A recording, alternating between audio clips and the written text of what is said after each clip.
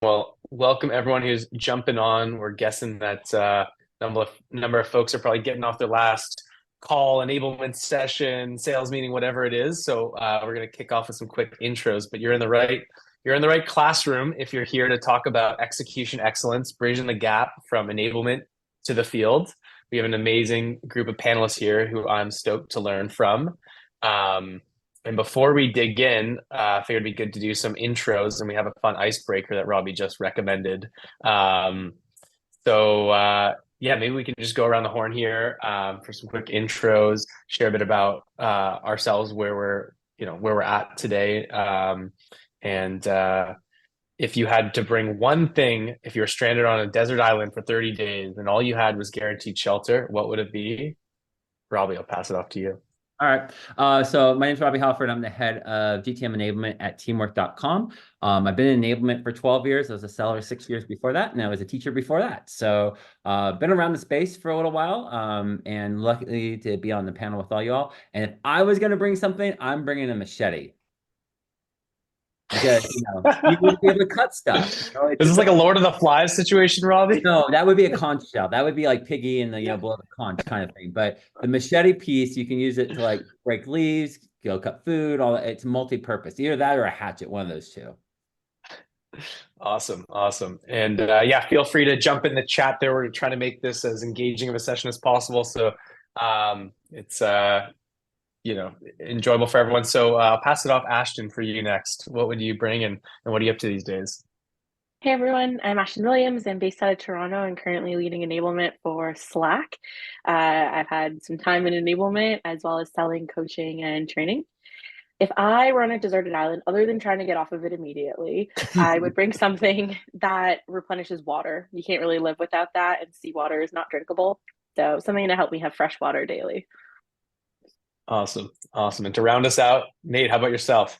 You bet. Nate Vogel, Vice President of Sales and Partner Enablement here at Databricks. Been here about 6 months, but been enabling a long time. Honored to serve at Tableau, Salesforce, Gong, and 18 years as a sales leader. So based a little bit outside of Seattle, it's actually a little stormy. So if for some reason my internet chops or Ross, if I some reason get lost, I'll jump back on.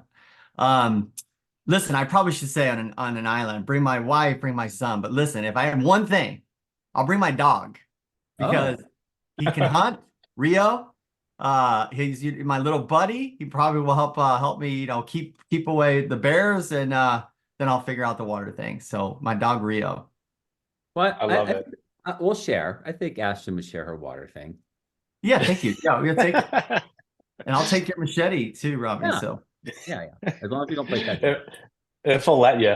Awesome. Well, I'll introduce myself as well. So I'm Ross Rich, CEO and co-founder of Accord. Prior to starting Accord, I spent about 5 years building up the go-to-market team at Stripe. And before then, I was actually in the music industry, but that's for another time and another type of masterclass.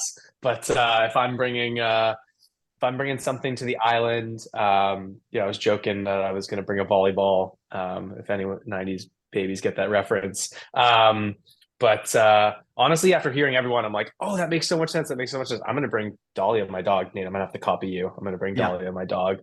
Even if she's honestly probably a terrible hunter. She's a doodle and probably just play with me. But sounds like a good time if I'm stuck on for 30 days. Awesome. Well, before we dive in, again, we're going to be spend the next 40 minutes talking about execution excellence. How do we bridge the gap from the theory behind enablement, all the stuff that we know we should be doing to the field? How do we make sure we have that impact? We're going to talk a lot about different areas of that with this group. But maybe really quickly about Accord and why we're hosting this session. So we're really passionate about how do we actually translate the theory and strategy behind what great execution looks like to AEs and CSMs on the field. How do you build better relationships with your customers and really guide customers transparently? So if you're curious, check us out. But we're going to dive into the regular scheduled programming here. I think before we get into the specifics, let's talk about what does enablement mean to you? What does it mean to, ideally have an impact for revenue teams? And why are we talking about this today? So maybe we can go in reverse order, and Nate, you can kick us off. I figured it'd be good just to kind of level set before we get into the details here. Yeah, you bet. I mean, you could probably have a whole master class just on the coining and terminology of enablement. And then there's now revenue enablement. And, listen, I'll simplify it. This is a team built to hit and exceed the targets of the company. And so a lot of times this team sits in sales ops or sits under the CRO or potentially other executives, but we're built to hit and exceed the number. Ultimately, we serve the company. And then through that, we can do either training, we can showcase, leadership development, we can have competency development, helping sellers or the field with discovery, competitive positioning, product, and then we should be able to measure the effectiveness or ineffectiveness of the impact. But ultimately, we're here to hit and exceed as an investment to the company. Love it. Yeah, focused on that number one revenue goal. Totally agree. Ashton, anything that you would add to that? Yeah, I think I agree, Nate. We're aligned here, but the way that I describe it when people ask is we're really focused on helping an organization achieve scalable productivity. How do we keep people productive in the cost centers we need to, generating the revenue we need to, and help people do their best at work? We're also responsible for scale. So as you get bigger, we should be able to help you keep productivity up. And sometimes that looks different at different sizes of companies. That can include training, coaching, that can include sometimes events. I think how you're scaling really impacts what enablement does, but our outcomes are the same. Love it. So layering on productivity and scalability to that. Robbie, how about yourself? Anything you'd add? Yeah, I would just tack on to like the capacity piece of not only hitting the revenue and driving at scale, but also getting more out of every person that we have on the team. So driving that capacity. And usually I explain to most of our new sellers that come on board, like our job as enablement is really to be the snowplow in front of you, to keep the road clear, to do what you do best, which is to sell. We don't want you getting caught up in internal processes and chasing things down.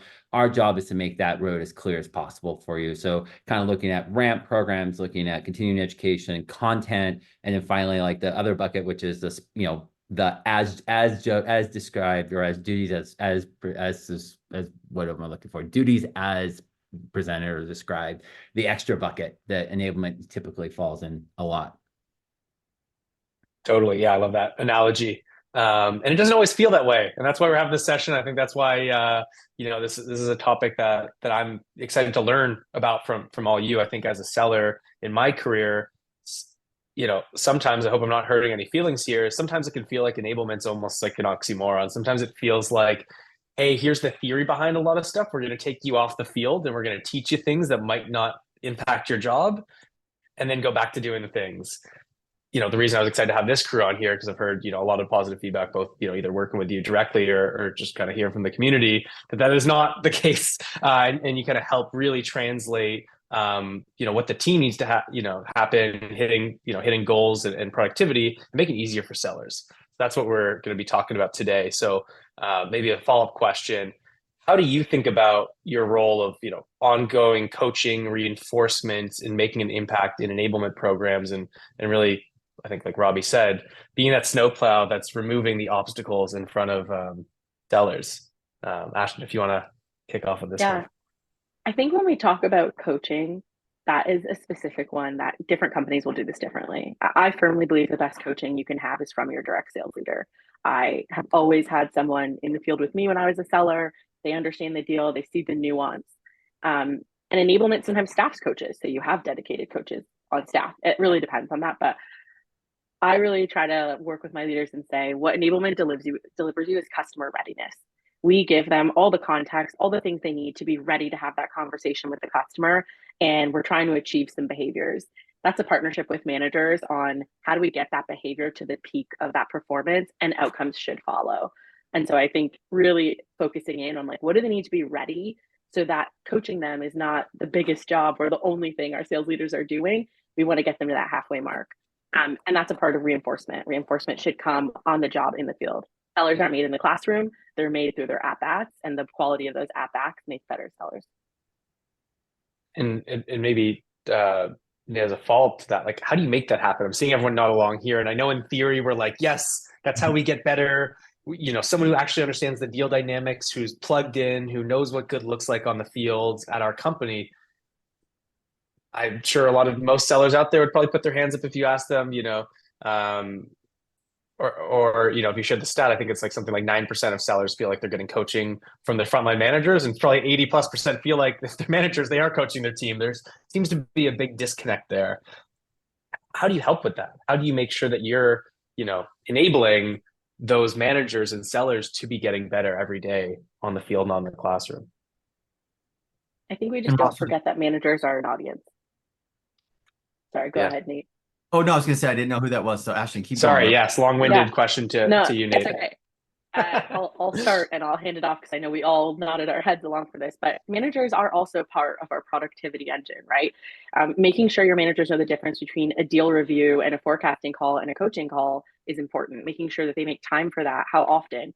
A lot of folks become people leaders because they were amazing at being in front of the customer, and those are different skills. And so we don't neglect that has its own ramp period. There are things there that we want to make sure people are good at, but I think we don't forget that managers should be ushered in first so they can support the change. They're not learning at the same time as their direct reports, and we're really helping them be productive there. A little saleshood mantra there. Yeah, I think as we were meeting earlier before the masterclass started, we all came from, at least in Ashton's still there, Salesforce or an acquisition. And so we have this experience of like how to do enablement, and then in our heads, how do you do it at scale and how do you measure? So we have a mentality here at Databricks, but it's had the same at Gong and Tableau as best I could, is like this manager first concept. By the way, if you're enablement and you're listening, add us on LinkedIn. A lot of us talk about this all the time. Ashton, I think you and I talked about this exact topic in Seattle at a conference about how do you enable at scale. So you got to do it through the leaders. So amen on the modeling. I think McKinsey references 70% of all large transformational strategic initiatives fail. So you think about almost every executive and every key initiatives we have at Surely here. These are the 3 or 4 big things we're going to launch. In other words, then we're going to, take the field and enable and train and then, measure. And a lot of these get launched well. And there's all kinds of data around CSAT, and the training was great, but you see from the data that a lot of those actually don't transform into a strong strategic initiative. So this is where managers come in. I say this to my team too. I'm only as good as my leaders, my own leaders. And so the concept, if you got to work through the managers, you got to work through the leaders. So we also did something at Gong that I thought was really good when I was doing enablement at Gong. Is if we're going to launch a strategic initiative, train the executives first. Kudos to Ryan, our CRO at the time, Longfield, who's now at Shopify. But we trained Ryan on the new messaging. And when we did the training, literally the first session, Ryan delivered it himself. I mean, there's no better modeling than that. Then the few days before that, we trained the managers. And then, of course, we trained the reps. And so you see that reinforcement. So it's a +1 to everything that Ashton just said. But I think that concept of like, if we're going to launch something, a lot of times these get launched, but they actually don't get implemented. That's I think the hardest part of enablement is that adoption, reinforcement, changing of behavior. I think the statistics say, and listen, if you're listening to the webinar, this might be the same case. 70% of what we cover, you won't remember tomorrow. So how do you implement? How do you reinforce? How do you take what we just shared and go implement it? Not tomorrow, today, and get at bats and practice everything that she said. You can tell I'm passionate about this topic. I love the leading from the front, and you can't ask your team to do what you won't do yourself. So I think that's a really great reminder to Nate. Yeah, and cascading enablement or cascading certifications is really a great way to do it. Just starting with the CEO and going back down, but like even not taking the guesswork out for our managers. So I'm a strong believer of no random acts of enablement, and so we produce monthly learning paths for our team. So we don't do like, oh, we're going to do the session on Thursday and this one on Friday. It doesn't work that way here at Teamwork. It is one unified approach that we present to our teams. We also do it because we are a distributed learning or a distributed team. We have a big contingency in Ireland. We have a big contingency here in the US. Scale learning helps us with that for on demand, but I don't leave that to the managers to figure out. I actually put out a coaching guide in advance before the learning path goes out, not only telling them what's going to be in it, but also a section like, here's how you can coach with it. So instead of having each individual manager try to figure out how to use this particular thing that we're pushing out from the enablement side, we're giving them a prescriptive model of like, this is how you can coach with this. And I'm very blessed that I have a smaller team and I have, 3 or 4 managers and I have that relationship. But when I was at large organizations, when I was at Salesforce and Oracle, I didn't have that. And I had to I learned the hard way because we put it in the hands of the managers because we know the managers are the ones that are going to be the ones who actually make this impact, right? But it depended on the manager, right? I had teams who fully embraced this and saw the success, and I had some that kind of did it okay, and I had some who just ignored it. Instead of giving them like, here's how you actually coach with this, that really changed. I did that about 4 years ago, and that really changed the way that I saw my adoption roll out. Yeah, if I had a closing thought here, one of the things I see across different enablement teams is we sometimes try to take on what isn't ours to own. People leadership belongs to our people org, and the culture of coaching has to be the fabric of your company, not just in product, not just in sales. And so when we think about equipping our managers, they do have to have a baseline of understanding what does it mean to be a people leader at your company? What are those rules? What are those things we know make great performance? Because there's a lot that it doesn't matter what you do, great performance and great management are skills. And then we layer on what is the context of doing that in a sales environment. And that is where, or for success across the customer journey. And that is where enablement comes in. But I feel like we often forget our partners and people, and the ways that I've been successful in leader programs and coaching programs and company-wide change and adoption is really partnering with them to say, like, this is the fabric of how we run our business. And that high performance culture starts with our leaders, and we have to be committed to that at the top. So that's got to start with you and our executives. And we filter that into every program. Totally. Yeah. A really common theme that I'm hearing here is that it starts and stops at a cultural level and at like an executive leadership level, not just getting hyper focused about like negotiation skills this quarter, but we all know what doesn't get reinforced isn't going to make its way to impacting reps. What are how do we really align with the company's culture and our executives, what they care about, and make that happen? Which I think is a really good segue to one of the questions I think they put down, which is how do we partner with these executives and these leaders around what the strategic initiatives are and make those our own? Like, how do we have OKRs that are at the company level, that are at the CRO level, not just we checked the boxes because we bought some enablement software, or we added some fields to Salesforce, or we brought in, whoever it is this quarter, this year. Would be really curious to hear how you all think about making sure that you're not doing work in a vacuum and that we're aligned to the company's kind of key strategic objectives. Maybe Robbie, we'll kick off with you. Well, I mean, immediately my V2 mom hit in my mind. And you gotta give credit to Mark on that one too, because that is really, really hard to implement in an organization. And even when I've moved on to other places, and I've noticed that there is a disconnect from executive to executive, right? In enablement, we have 9 different bosses most of the times, right? We have our sales leaders that we're serving, but we're also trying to work with our marketing leaders, who are also probably working with our CS leaders, and so on and so forth. But the idea is that at the end of the day, Ashton kind of opened up with this. Enablement at its true heart is really about behavior changes. Is how do we change behavior to get people to perform better? And so instead of going back to KPIs, which is great because they're usually metric driven, that's awesome, but that's not really what we do. Instead, I ask, what's the behavior you want to change? So like, for example, you just mentioned the discounting one, which reminded me of my CRO at Malwarebytes. He came in and he says, what's our number one problem that we're having right now? And I said, we're having a problem with discounting. We're giving away way too much. He goes, go fix that problem. So that was the behavior I was focused on. Now, again, that was probably attached to revenue, right? So that's attached to growing our revenue. But really, from enablement, we can influence a lot of things. There's very few things we actually control. And we need to work at it like, what is the behavior that we can observe and what we can drive to change so that KPI is driven versus getting stuck with, oh, we're going to lift revenue 10%. Well, if we don't lift revenue by 10%, guess whose head is the easiest one to roll? It's us. And we become the scapegoat. And I've learned really early in my career not to sign up for those kind of KPIs. Instead, going back to Kirkpatrick and say, what's the observable behavior you want to change?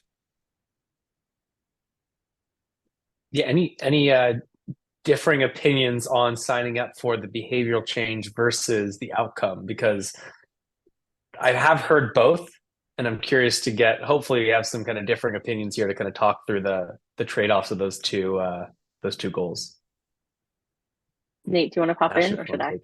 Yeah, and I think Yeah, and it's funny, Robbie, and I see, thank you. I saw Ashton push to the post. I mean, VT Mom has been drilled in our head. I still think I can remember it. Vision, values, methods, obstacles, measures. Mhm. By the way, a lot of us can also have been influenced on the Amazon way, the 6-page narrative. When I was at Tableau, Adam Slipsky came over to be president, and he kind of introduced the 6-page narrative. So you could equally Google that and see. There's lots of debate if that's good or not. But one of the things I did appreciate about Tableau and Adam was that it made you help write down clear thinking what you were trying to do, whether it's increase productivity. To Robbie's point, be very specific about what you're going to measure. I think that's a great call out. I think it's an and, not an or. I think you have to sign up for revenue impact and not or. uh, have all these other KPIs that you can measure. A lot of those are influence. That could be another good question, because it's hard to sometimes showcase enablement efforts to influence to actual ARR. One thing, mistake I made early on was one of the biggest mistakes I made early on in my enablement career was that we did a lot of enablement to rep. And what we should have done is put the plan together first. To Ashton's point, was really important. Enablement is a team sport. You're working with product marketing. You're working with the people team. You're working with multiple cross-functional teams. Sales programs, another big one at Salesforce. We had the same at Tableau. So you put the plan together. I'm actually doing this at Databricks just because I think it's super important, and it's by all means not perfect. But here's the plan, whether it's in a narrative, V2 Mom, if it's in slides, but be able to say, here's what we're going to do this quarter and the next quarter and kind of the half year. Here's how we're going to measure. Here's the training plan, and here's what we need for you. And then this is the mistake I made. It was usually either with the CRO only, or maybe some of the key executives that we serve. But now I'm going out to all teams proactively, product marketing, people team, sales programs, program managers, and just say, hey, first of all, here's our plan. Is it right? Areas to improve. And the interesting thing, I've been doing this last 3 weeks, the biggest feedback they've said to me is, hey, do you have capacity for things that come out of nowhere? Databricks last week had a huge launch called DBRX, which is our new LLM large language model, but it was a huge announcement. We only had really 3 days to train the team because we didn't want to share the news. I mean, it was a massive energy. Kudos to my team. I get no credit for this, but we had some capacity built for that. So again, then align on the plan. I tell everyone the plan is a verb. This is not a noun. In other words, it's going to be changing. It's going to be constantly evolving. Then train the leaders. Another mistake I made. I did enablement to rep and not enablement to manager, adoption, reinforcement, modeling, and then to rep. Anyways, another follow up to both people's Ashton and Robbie's feedback. But I think this is another hard thing for enablement professionals to get right. Surely will hopefully help sharing some mistakes I've made. Of course. I think one thing that I take a page out of the book of consultants. So they always provide a framework for you to think about the impact they're having. Always. And I think in enablement, we try to sign up for goals and outcomes that sound flashy and sexy to, almost shield us from give us protection, right, on how much we spend or what cost centers are. And the reality is you need to give your organization a framework. And so I try to align with my leaders that top line goals, we all know what our growth levers are. I need to know what those are. My team needs to know, everyone in the business needs to be clear on what are our growth levers? What are we going after? What can't we do anymore? And my job is to go, okay, on the path to these outcomes, what is our reach? So how many people are we trying to reach with this? That's like attendance, completion. We might not share that in a QBR, but we know that a project, if we don't have reach, it didn't hit the people, so you can't have success. And then from there, we're going to look at, did they learn it? So is there a quiz factor? Is there knowledge demonstration somewhere? We need to look at that as an indicator, right? And then can they do it? For big things like a big launch, we have a certification, we have a try it here, a coaching, a pitch practice, whatever that looks like. And then from there, we look at, hey, managers, this is what the reinforcement path looks like. How are we doing on that? And then from there, did those results follow? So I try to partner with my folks to say, the hypothesis is, let's say we're going after this much ARR. Well, the path backwards from that is 80% of people have to be on board and know how to do this by this day because it takes 6 weeks to change behavior. So on that path, I will let you know measurement along the way that we're on track or off track and where we need to pivot. So at the end of the year, we share responsibility for that goal, but we can see, did enablement get us to readiness? Because you can get to readiness and maybe we fell down at our manager enablement or manager reinforcement, or maybe the industry changed and we did all the right things and there was no way they were going to sell that thing. But that helps us have goals that have outcomes and, you know, the way to get there. I think it's about don't own what you can't measure. And sometimes at different stages of company, you know, we make up numbers. We've all worked the early stage over. We're just going to do this. And if I don't know how to measure how we got there, then enablement can't own that, because I got to be able to tell you you're on track. We're the people side of your change. So when you pivot a strategy, you want to sell to a new vertical, we go, okay, I hear you. I can tell you that on a skill level, they're going after a new buyer. Our discovery is pretty weak today. Discounting is rough. So we either maybe want a tiger team to booster that performance while we train everyone, or we're going to take people out of the field for this amount of time. But if we aren't seen as the partner in that people side of your strategy, then our metrics look very black and white, as opposed to we're helping you grow. Because over time, your people should get better at this new strategy. And there are ways that we know we're on track. And so I try to work with a framework, and every organization has their own language, love language for how they want to see that framework. But put Kirkpatrick in a framework for your company and show them the path to success. So then your accountability sits in the right place. Yeah. I mean, and to your points too, like there's two things that really resonate with me. One is taking on a bunch of stuff to give you the cover of productivity, which is how we all become the department of broken things, right? Because we keep taking on these things because we're trying to provide value, instead of being very strategic about it. And the second one, the way that you talked about that is so awesome, because a lot of our metrics are squishy at best, because we're dealing with humans, and human performance is not black and white. There are some things where like, can you do this? Can you not do this? But then there's a varying degree of gray that really allows us to have that discussion about the qualitative framework that you talked about. So I love that about that for you. And by the way, a masterclass wouldn't be perfect if we didn't have maybe a little banter or a little pivot on that feedback. Because I'll say to you, I think you're right. You have to be careful not to sign up for things that are broken. However, maybe I'll use a coined and. Sometimes you're the team that actually can take something, put a framework together, Ashton, +1, absolutely love that. And then a lot of times you can actually take on things that other teams couldn't figure out. I'll give you an example. I remember our CRO, Kelly, came into the Tableau office and she said, we got to have our partners way more experienced on how we sell Tableau, how we position Tableau, our OEMs, our GSIs, so I think you should do that, Nate. And my other 3 sales ops people are in the room. We didn't have any headcount, and I didn't ask for headcount. I said, okay, yeah, let me go meet with the team. We'll come back with a framework. So we did. So we're now in this mentality that we took from Tableau, but it's this concept of plus partners. So we started putting up partner because they couldn't figure it out. So we literally start working with our close partner managers. We put together a framework. We stole a lot of stuff that we were doing internally and partnerized it, had to run it through legal, blah, blah, blah. And then we ended up getting 2 headcount to do it full time. So again, Robbie, Ash, I'm just having a little fun, little banter. Sometimes I agree. Sometimes this team, you can take on stuff. And but listen, you got to be careful. To be strategic about it, though. You got to be strategic about it. You can't be like, I'm going to be the snack captain at the office because nobody else wants to do it. That's right. Now, listen, I think. Listen, one other comment, really important. If Claire's listening, she would tell you this. I used to say yes too much. So now my team got mad at me. And so then we created an enablement board. I see a few people that are on the channel here. We're part of this. And the reason why we made this board, so every stakeholder that was key. So I couldn't say yes anymore. I could say maybe. Let me run it by the enablement board. And we would run through what problem are we trying to solve? Do we have resources? Is there gaps? What's the capacity? So again, made some mistakes early on, just having a little bit of fun. So Robbie, Ashton, I'll let you respond to my crazy thinking. I was going to say, I believe that we are the department of broken things, but the way that you do that has to be strategic. So my job is always, if it's broken, I take something, I figure it out, I put a bow on it, and I give it back. And so when you take on something, I always work with my leaders to say, like, this is a pilot. This is well out of scope, but it's critical to the business. So it becomes a strategic program for 6 to 8 months. my team is going to run this. We're going to figure out what's broken. We're going to figure out the scope and scale.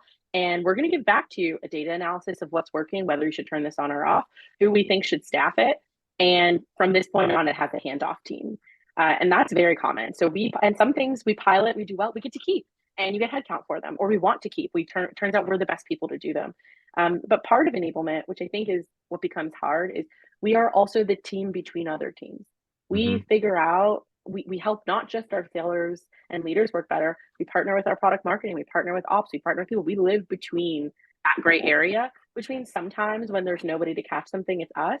But we do want to say, okay, what are we trying to achieve? How long? It's not indefinite. If it is, it's going to need this. And I always try to present back like what we learned, if we should do this, resourcing. So it's always a pilot. And a pilot tells us if we should continue to invest in that business in the business or not. A good example of that is like we released something called Sales Elevate, and it's a huge new buyer for us. It's exciting. You can use your CRM and Slack together. That was a really major change. And we are now letting everyone at Salesforce sell that, which is amazing. That's 13,000 people who now need to learn how to sell our product. And they have a lot of questions. We have like a little help channel, and everyone was like, okay, we need you to stand up a help channel, need to take all that intake, need to figure out SMEs. And we were like, cool, we'll do that. We stood it up, we built the workflows, we organized the SMEs, and we provided analysis to say, okay, this is how many hours a week this takes. Here's what we recommend. There's some coding in the back end that needs to be done to make this efficient. And we need to give this back by April 6th. And we're working through that right now. So think about things that you're taking on as a pilot and prioritize with your leaders. This is a pilot. Is this more important than these top line goals? What are we giving up from this list? I'm pulling someone from here to do this. Is that right now? And just have the conversation about, is it now? Why are we doing it? And when is it done? Yeah, I think that prioritization, I have that conversation with my CRO because I'm a one-person operation and I have to prioritize. If you want me to work on this, I have to pull this off. And so even if you have a team or if you're an IC, you have to go back and have that prioritization of like, we'll take it on because you're right. We are probably the most gifted of being able to know, not only because we sit in the middle, but we also know the personalities in between the groups and be able to get things done. Like I just rolled out something for the organization. It has nothing to do with enablement. It's about our checkout in our workflow on our website. But because I knew the people and I knew how to get that done quickly, I got it done. But I love your opinion of we have to give the Lego back, right? We can't keep collecting all these Legos because that's where I've gotten myself in trouble early in my career, is that I became the department of broken things instead of the strategic partner to solve problems. Yep, totally. Maybe a good bridge from this. I'd love to get this group's take on, okay, so there's an infinite number of things that we can support with because we sit in the middle of everything and because we want to help and want to support the team in their goals. Where do you think enablement is best positioned to help that's going to have the biggest outcome on the revenue targets, right? I'd just be curious to get maybe, obviously it's going to be in the companies you've been at and the products that you sell and what stage the business is at, but is it, maybe give some examples and maybe you're already thinking of one. Is it, in understanding how to pitch the product? Is it in the sales methodology and process? Like, where do you think the top, maybe if you were to stack rank, 1, 2, and 3 would be, and where we can typically have the biggest leverage and help in the productivity and scaling out our ability to hit our revenue targets? So I'd be curious to kind of do a quick poll of this group. Like, if you had your pick, where would those, where would 90% of your energy go to at a company? I would build repeatable processes, especially if I was as large as Ashton and Nate are. I'm lucky that I'm small, but like, you got to have a recipe that 13,000 people can follow pretty easily and consistently. That's where I'd spend my energy. And what does that look like? What's an outcome of that? Is that like we've nailed the sales stages in the CRM? Is that like what does the output of that look like? What does success look like in terms of having the repeatability?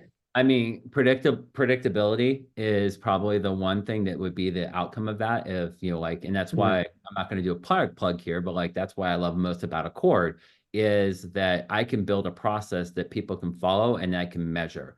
And if I can also I think Ashton's way more data driven than I have the luxury of being right now, but I love the fact that I can go back and pull that data and say, here's a percentage of closed loss.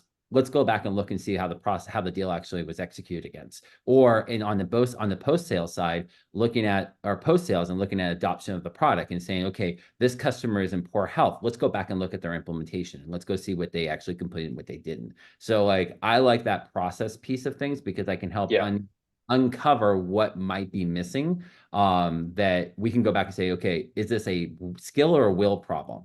Is it that we don't have the right process in place to make these people successful, and that's what we need to change? Or is 80% of these people being successful and achieving the scalable target that we're asking for, and this 20% aren't, but they're not following the process, and that's a whole different conversation. Can they do it? Yeah. Are they doing the right stuff? Can they do? Okay, I like that. That's a great lens. And Nate, what about yourself? How do you think about, like, if I could just do one thing in 2024 coming into a new company where I'm going to have the biggest leverage, what would that be for you?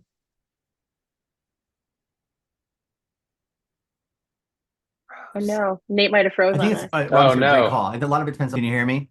Yeah. We lost you there for 20 seconds, I think. Yeah, I'll reface. Little lightning here, team. So hey, hopefully I'll hang in there for another 15 more minutes. We got you back. Yeah.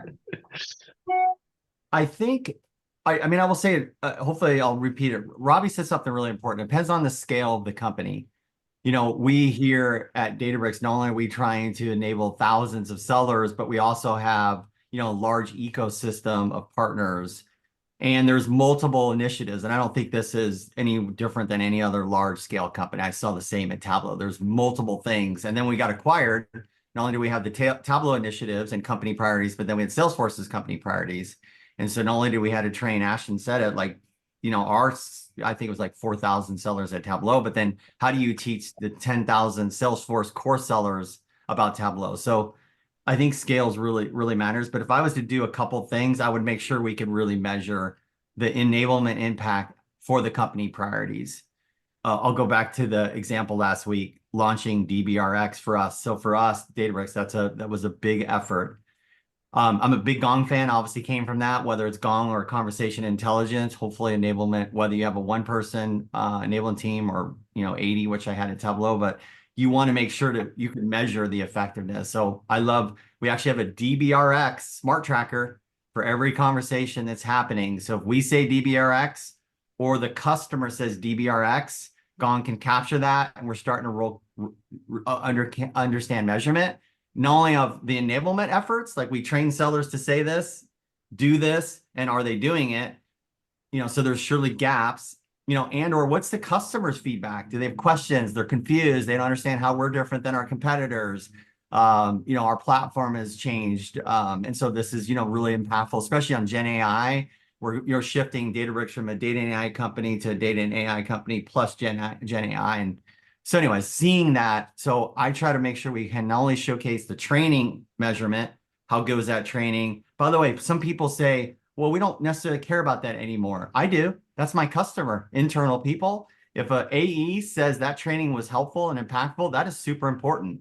And how can we showcase that impact in the field? And then how do those tie to our large company priorities? There's surely other measurements, but I think those are things that I think it's actually a challenge, but there's tools and technologies out there that can actually showcase, by the way, how much content is being shared in the CMS.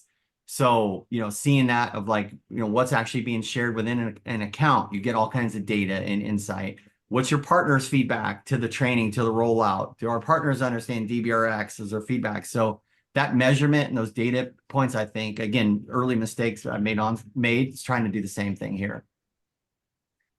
I think you hear that? question was, you hear that? No lightning. You hear it? Yes, all of it. We heard you. We heard all of it. I think your question was around if we had to kind of choose one or two pillars to focus, where would we focus? And exactly, I think there are two pillars for me. So one is onboarding.